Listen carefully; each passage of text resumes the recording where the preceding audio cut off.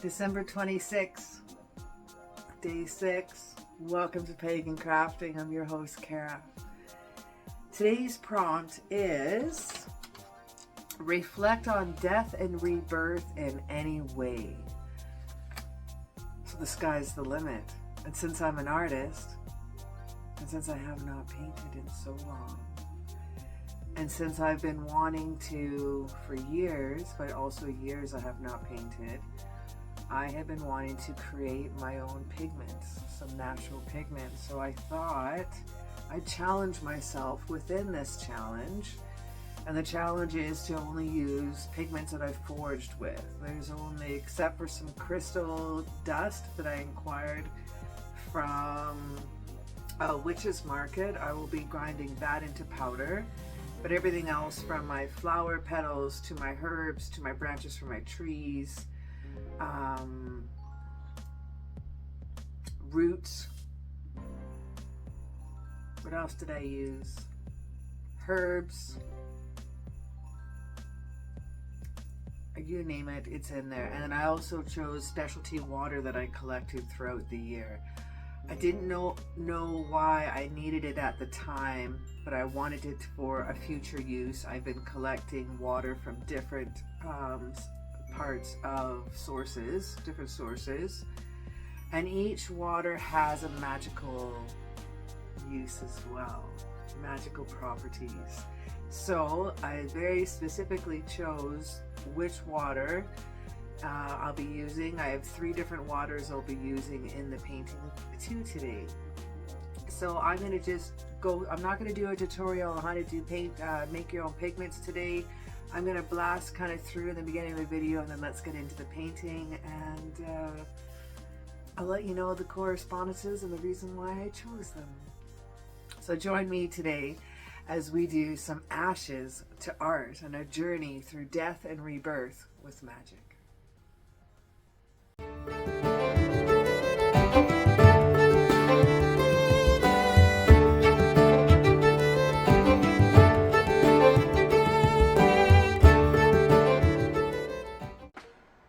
So I've collected a bunch of different paint ingredients that I thought would be really cool. So I did go through my apothecary and grab a few things that I thought, for the simple herb itself, that I could invoke and use in the painting for the meanings, as well as I was only trying to collect things that I've harvested or foraged for myself, except these things right here.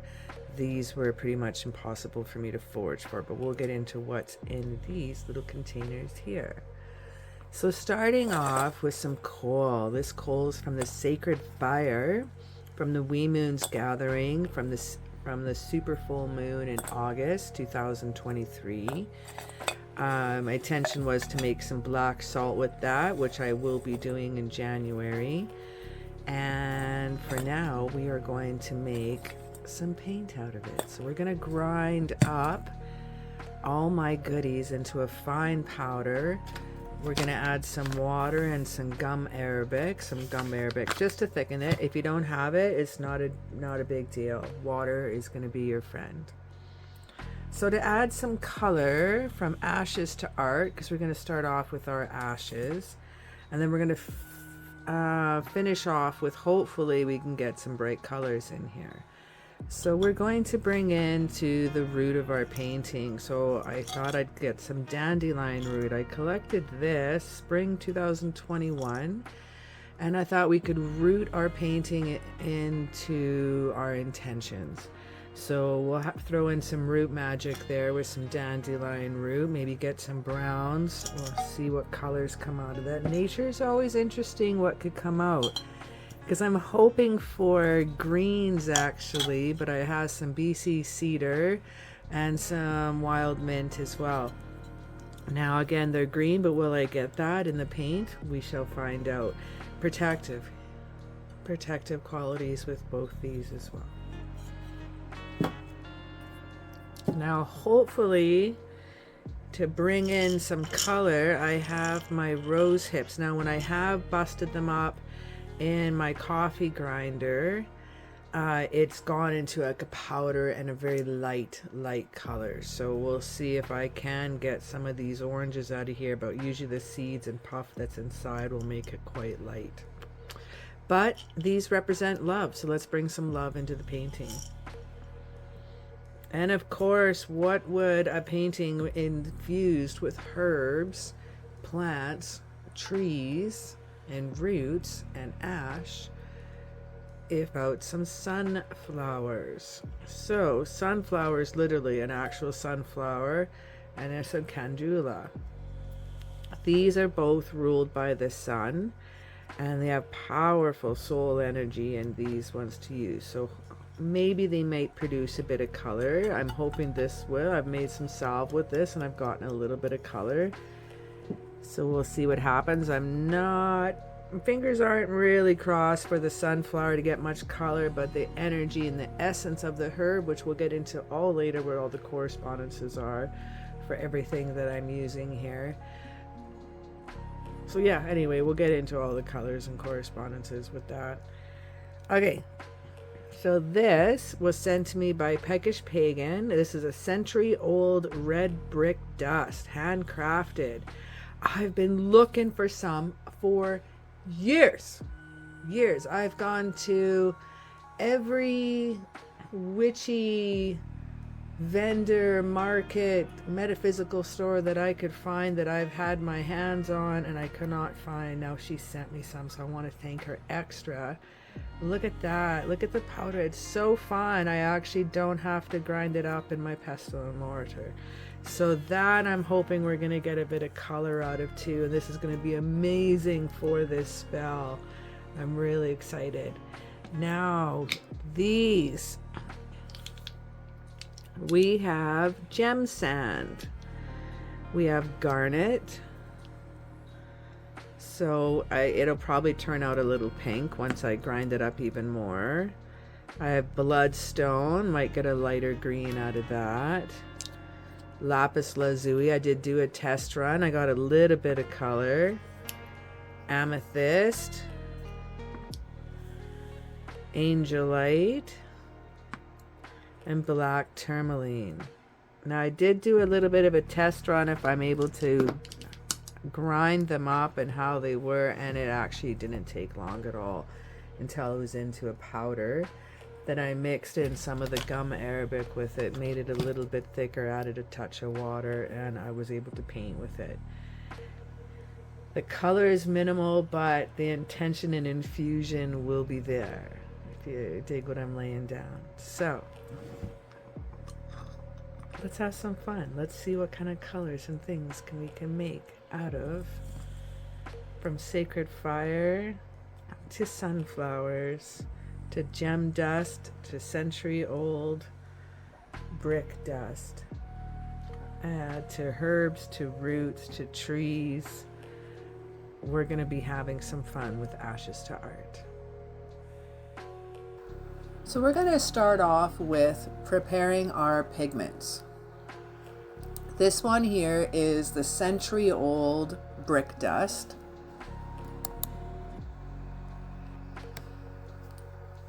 And I had some mugwort that was left in my herb grinder, so we put that, then we're going to add that.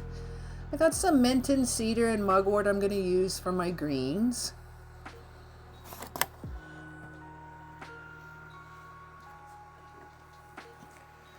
And I have the yellows and oranges, and I have all kinds of goodies that I'm going to be using here today. Now, I'm not going to get into a whole lesson on how to prepare the pigments totally. We're not going to be boiling our pigments in water, saturating them and letting them dry out and naturally for 3 weeks, or baking them in an oven. We're just going to use whatever comes out of the herb, tree, flower, petal, or bud, or charcoal, or anything that I'm using. Whatever comes out is what we're going to use. So some of these things, like the dandelion root, I was expecting browns. I got more of a light cream color. Wasn't expecting that, but nature has its way, and nature will choose the color that it wants to be. So left over here, as I'm going through the rosebuds, the rose hips, these ones are leftover fluff and the seeds. These were our Alberta rose. They're like a dusty rose color, and they are a provincial flower as well. So might as well be a little Johnny Appleseed like I do with my sunflowers, and I can sprinkle some roses all over. I wound up busting this one up twice. It needed a little bit extra. It was a little more coarse. So fluffing it up a little bit more with the herb grinder was the way to go. Now, some of the things I did use my pestle and mortar, and I did bust it down into even a finer powder.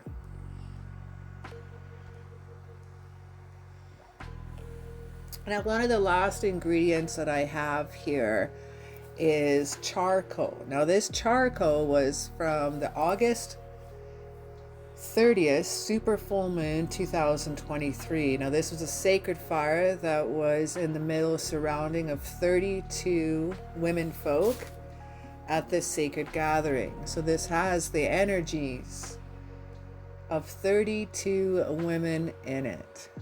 It has been cleansed by the fire. So anybody traumas, anything they're releasing that was possibly negative, has been burnt off and released up into Creator, to the universe.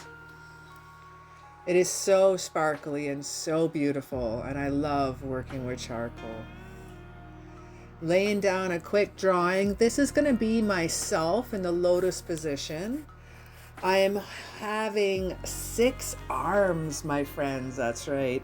And each one of these hands is either I'm going to be holding something, or it's going to be in a position that will mean something to me. And we're going to get into that a little bit later as the piece takes shape and we're able to see the form a little better. I'll explain to you what each one means.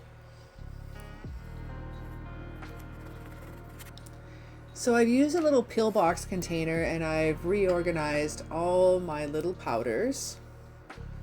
So I have dandelion root, I've mixed peppermint and cedar together. We have Alberta wild sage, rose hips, sunflower, what's it called? Marigold, and I have mugwort, and of course the sacred coal. Calendula. I can't stand that word. I really can't.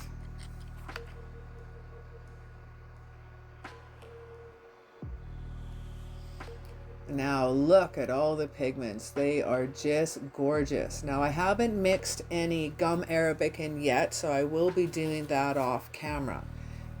But I will mix some of the gum arabic and water in with the charcoal that I've ground up. Now the wood that I used with the charcoal for the sacred fire for that day was birch wood. Now the spiritual meaning of birchwood, it's a pioneering species really. It gives a symbol of rebirth, new beginnings, and growth. So I wanted to use that definitely in this painting. The sacred tree within the mythology of the Celts is thought to have very protective influences. It's used to exorcise spirits even. The birch is a purificatory and a cleansing herb. The tree is used for protection even. The water that I'm using is moon water, and I will let you know about that in just a moment. Now the birch is a goddess tree and it links with the love goddess Freya. Therefore, most people it is assigned to Venus. Some also believe it is also assigned to the moon.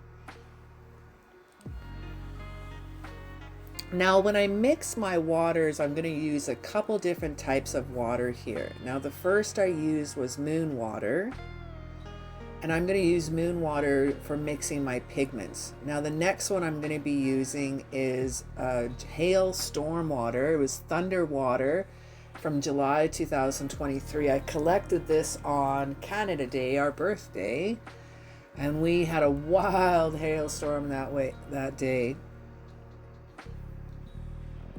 Another water that I've collected here this summer was river water. Now I'm going to go over the types of water here and the reasons why, because I do have a collection of different types of water from all over. But even with the silt and stuff, I'm going to be using it. Now, moon water is generally for gratitude. It's an amplification. It is a magnification of what's to come throughout the month. It is a pinnacle of abundance of energy, if you will. But I chose specifically the beaver moon from November 2023. Now, what does it mean spiritually, the beaver moon? Now, it's a time of preparation and transition. So think like the beaver's behavior in the natural world. It's a time for preparing, a focus, securing resources, and setting intentions for the coming winter months. The river waters for cleansing, moving forward, protection, focusing your energy and breaking through. It's for power and charging. Now, I'm mainly using storm water in this painting. I'm going to lay down a wash of water, as you can see here. And then I'm going to bring my charcoal over top.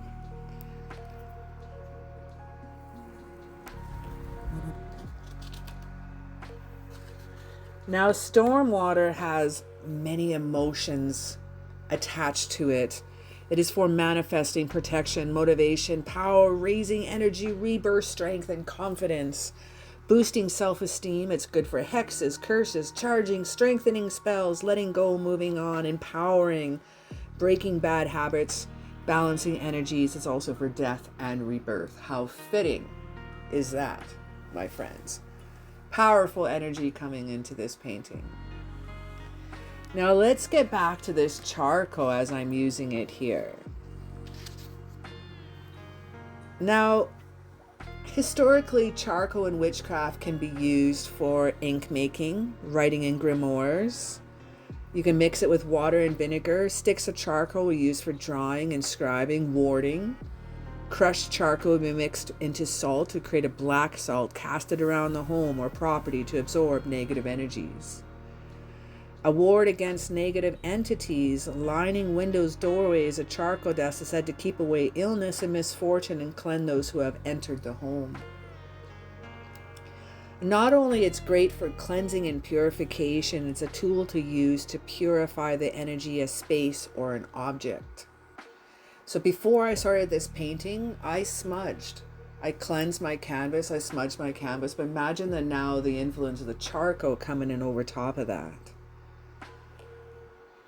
Very many different cultures use rituals and ceremonies and use the charcoal in their ceremonies as a spiritual tradition, and it can serve means to connect to higher powers or deities.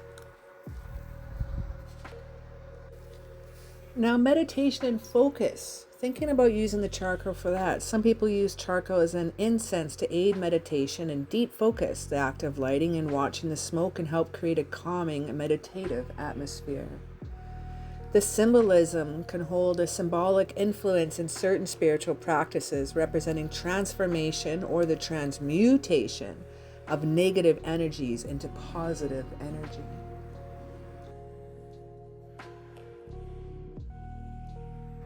So now I'm going to be getting into some other herbs. I feel I need to root my painting down a little bit more. So I'm going to grab some dandelion root. I'm going to grab some mugwort for some color. Now, mugwort is associated with the moon, the element fire, and its feminine energy. It is widely used, powerful tools to wish to connect to their inner wisdom, intuition, and power. One of the mugwort's most well-known magical properties is its ability to enhance dream work, intuition. As well as a visionary herb, it is used for centuries to connect us to the spiritual realms and enhance intuition, psychic powers, and dream work.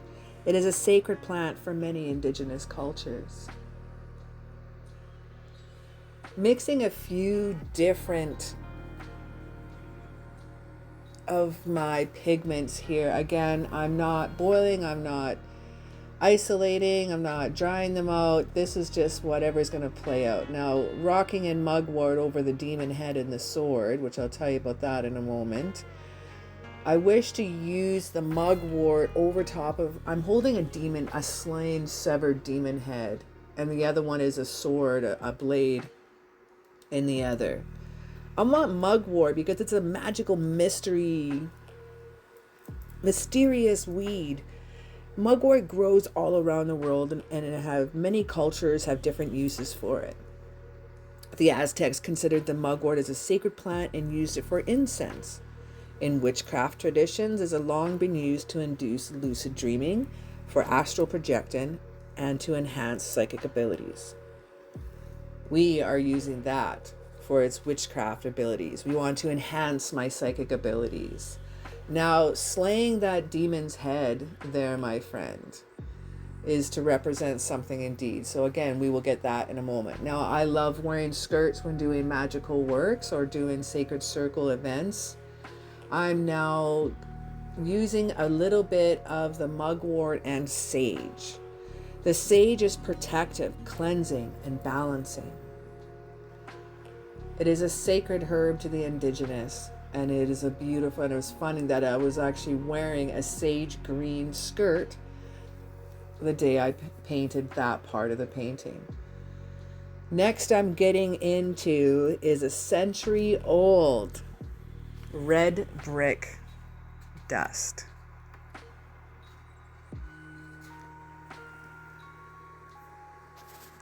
It is dust crushed from red bricks. In the world of magic, the red brick dust falls under a heading of ingredients known for their pragmatic or practical application. It is often used as an agent of protection by American practitioners of hoodoo, rootwork, conjure, and or modern voodoo origins. However, the use of the red brick dust is not exclusive to these traditions and can be used by anyone. Now I'm bringing in the layers here over top of her skin tones and her face, and you can see the design start now coming out. Now, to understand why the red brick dust was used in magical workings, first we have to think about how they are made. Bricks are made by filtering iron oxide clay, mixing in with other natural additives. Extremely high temperatures and a high firing temperature ensures the cohesion and the strength of the brick. The color of the brick that is determined by its contents. Bricks that are enriched in iron and left in cooler temperatures will red, and that is how the bricks are made.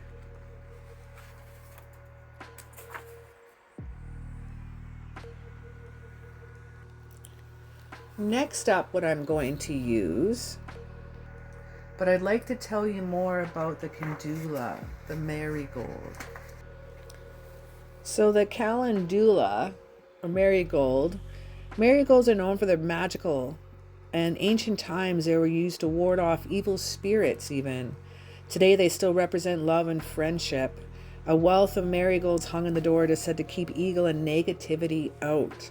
If you want to attract love, place a few dried flowers in your home, and you can even use them on your dream pillow. It has been used long to dye fabrics such as foods, heal wound, even help celebrate the sun god's birth at the winter solstices. So how cool is that to throw some down in the hair?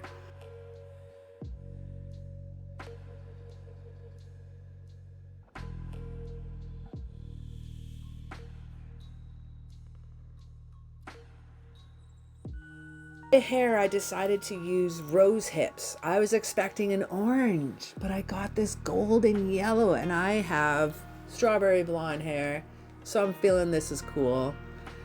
Now the rose hips are ruled by Venus and the element water.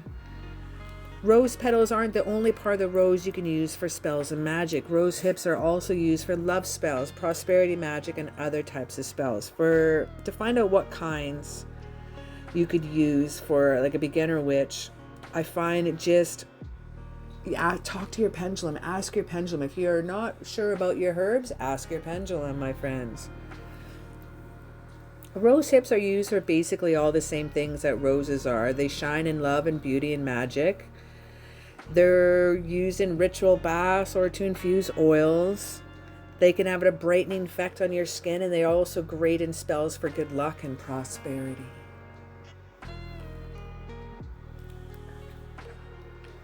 Now we're going to bring in some crystal dust, my friend. We're bringing in garnet here first. I have a heart in my hand. So garnet purifies and balances the energy. It brings serenity or passion as appropriate needs, inspires love and devotion. Garnet balances the sex drive and alleviates emotional disharmony. It activates strengths and survival instinct. It helps bring in courage and love. I'm also bringing in some amethyst. It's reported to have a person's third eye to help open them. The third eye is considered a source of power and wisdom. Crystal practitioners believe this person can use amethyst to enhance and sharpen spiritual visions and enlightenment, and it is a powerful healing stone. As I use lapis lazuli here on the armbands, a little bit in the heart and in the hair, lapis lazuli is one of the oldest spiritual stones known to man, used by healers, priests, royalty for power, wisdom, assimilates psychic abilities, and for inner vision. It represents universal truth. Lapis quickly relieves stress, allowing for peace and serenity. The bloodstone is an intense healing stone that I've also used in this painting. It's used to cleanse and realign the lower chakras with the heart. It is conductive balancing and the total body in order to overcome any distress or anxiety associated with the realignment of these energies. Bloodstone is particularly stimulating to the root and heart chakras, hence why I also used it in this painting too. So peppermint and cedar was also used. Both of them are ruled by fire, but peppermint's ruled by Mercury, cedar's ruled by the sun. Peppermint has been used in ancient times not only for its therapeutic quantities, but its magical quantities as well. Peppermint's magical properties are associated with healing, purification, psychic power, sleep, and love.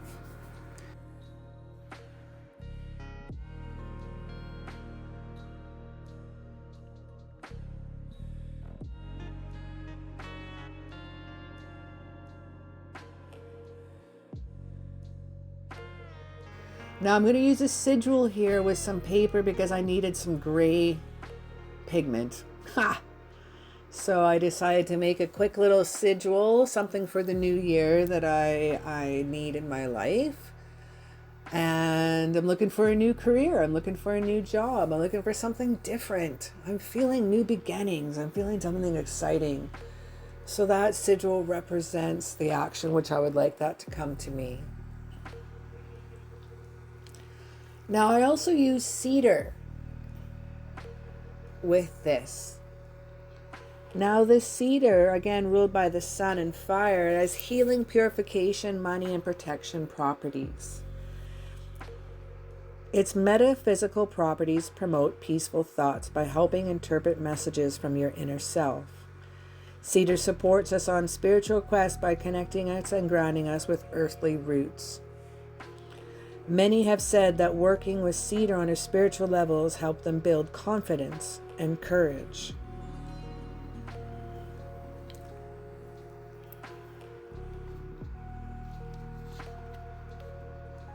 What would a painting be without hiding it a sigil or symbol in it somewhere? So I thought burning a sigil and make it into a pigment is probably the best way I could ever get it into my painting.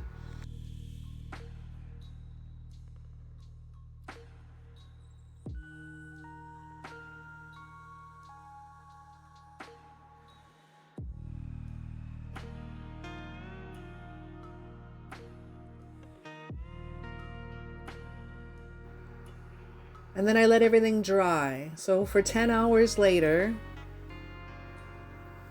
everything is dried. Look at the texture. I decided to charge it up overnight with some crystals and charge up my girl here.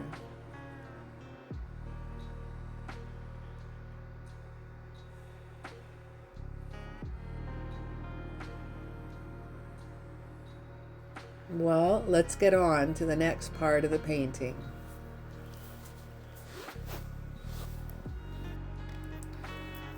Now the next part here, I'm going to be using my divination ink.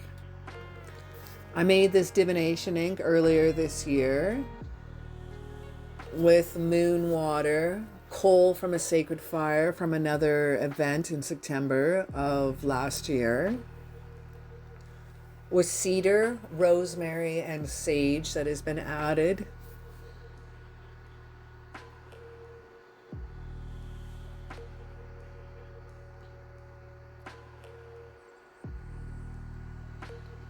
So next what we're going to do is I'm going to line the painting.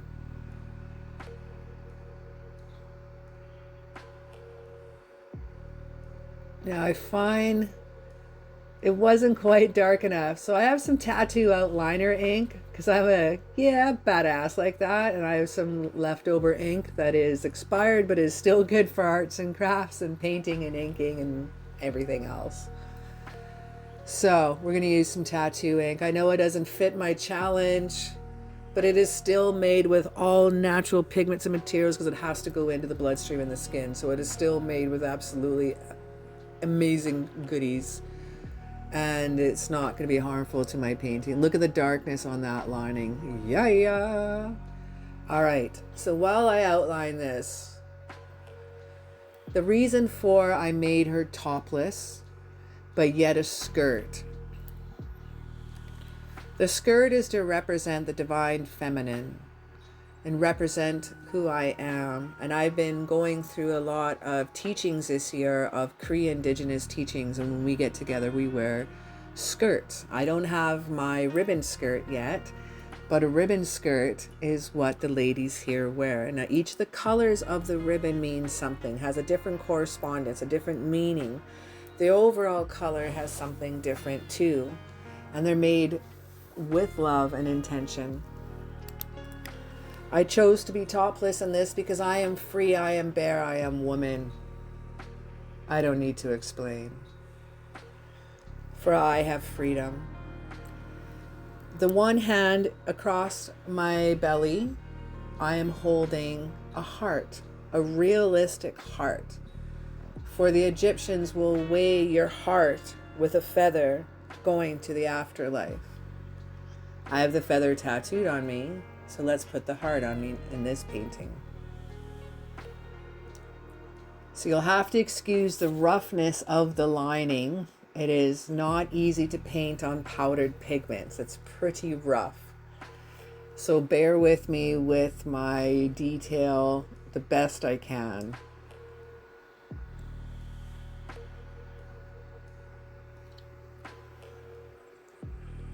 The heart represents I must be true to myself, always. And I have a lot of love in my life, and I'm really a loving person, and I have a lot of energy and love to give as a healer. So holding my heart, holding your heart out on your sleeve, holding my heart with my hand represents my devotion, and sometimes it can also represent my gut gullibility. For sometimes some people will take advantage of that nature, but I will still always be true. The next here is we have a severed demon head. This represents helping out people and felicitating healing movements this past year. This also represents slaying my demons from the past. And this year I helped out with the Wee Moon celebration and a cord cutting ceremony at the beginning of the year. And this represents helping you slay your demons, helping you as your healer, as your teacher.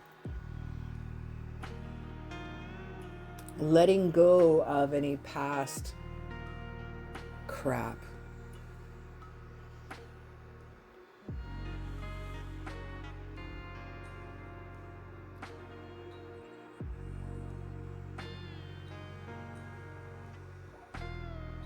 Now, the slaying of demons could represent many things. It doesn't need to be absolutely massively huge traumas that this represents.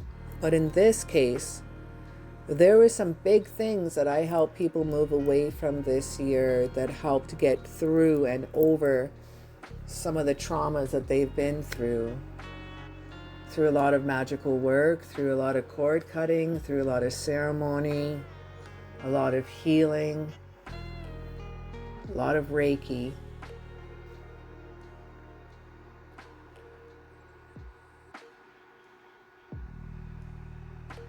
And it's too bad I didn't have any red ink, because I think some blood dripping down here would have been rad, or some some red color on the heart would look cool. But the garnet that I had and the bloodstone, of course the bloodstone's green, but I had to still rock that in the heart anyway.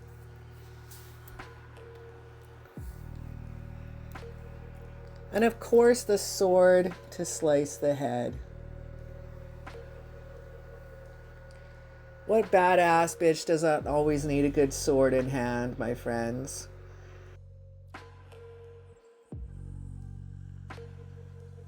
She is rocking the horns, my friend. Because I'm a rocker. I'm an old rocker from back in the day. And that symbolizes the top hand of me being true to myself. That I'm not going to change. That I'm almost 50 and I'm still a rocker.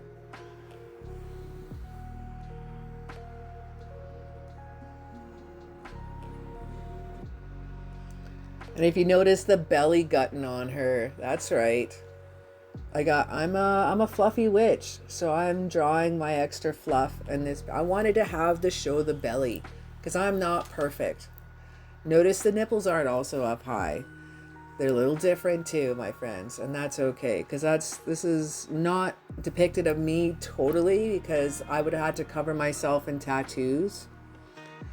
Now there's the hand that's the middle arm on the left hand side, and that represents it's holding in a snow position, because I myself cut ties this summer with someone that was toxic to me, a 14-year friend, but I had enough.